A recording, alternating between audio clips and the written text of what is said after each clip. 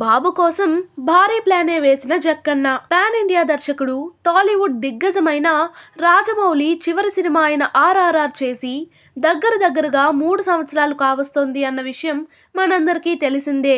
దాని తరువాత మహేష్ బాబుతో మరో సినిమా ప్రకటించినప్పటికీ దానికి సంబంధించిన షూటింగ్ అనేది మొదలు పెట్టాడో లేదో అన్నది ఇంకా ఎవ్వరికీ తెలియదు.